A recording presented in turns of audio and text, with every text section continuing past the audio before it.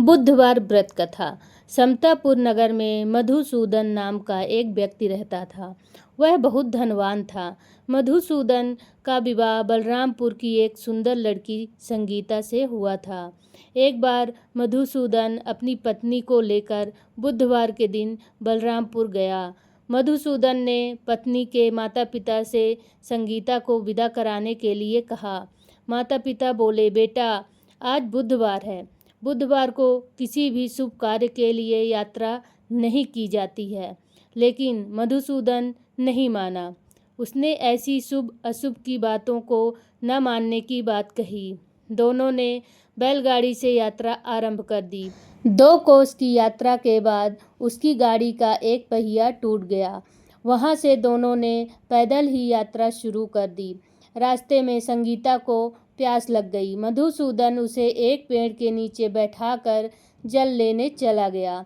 थोड़ी देर बाद जब मधुसूदन कहीं से जल लेकर वापस आया तो वह बुरी तरह हैरान हो उठा, क्योंकि उसकी पत्नी के पास उसकी ही शक्ल सूरत का एक दूसरा व्यक्ति बैठा था।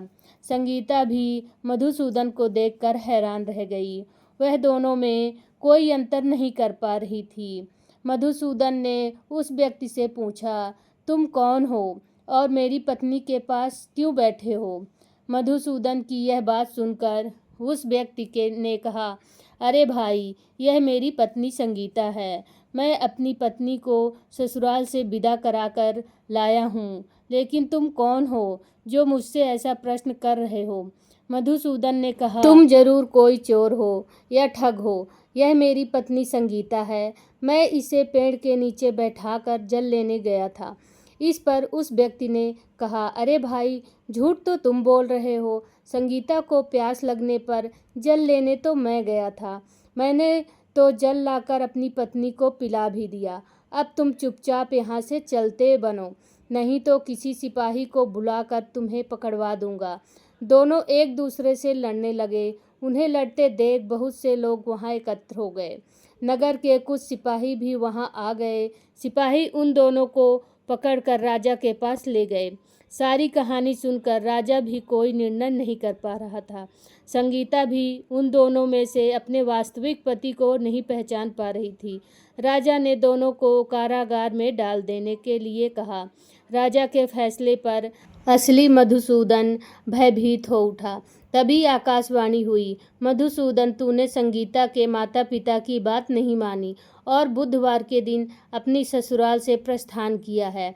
यह सब भगवान बुद्धदेव के प्रकोप से हो रहा है। मधुसूदन ने भगवान बुद्धदेव से प्रार्थना की कि हे भगवान बुद्धदेव, मुझे क्षमा कर दीजिए। मुझसे बहुत बड़ी गलती हुई है। भविष्य में अब कभी बुधवार के दिन यात्रा नहीं करूँगा और सदैव बुधवार को आपका व्रत किया करूँगा।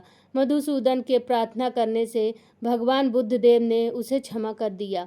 तभी दूसरा व्यक्ति राजा के सामने से गायब हो गया। राजा और दूसरे लोग इस चमत्कार को देखकर हैरान हो गया।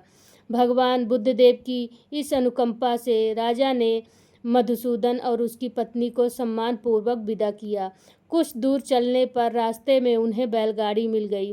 बैलगाड़ी का टूटा हुआ पहिया भी जुड़ा हुआ था।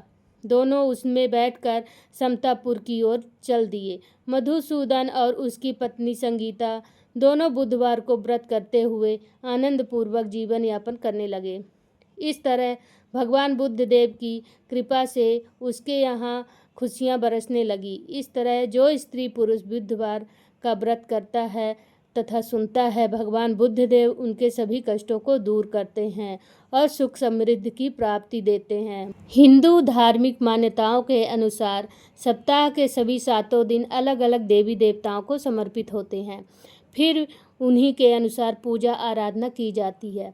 बुधवार का दिन सभी देवी देवताओं में से सबसे पहले पूजे जाने वाले भगवान गणेश को समर्पित होता है।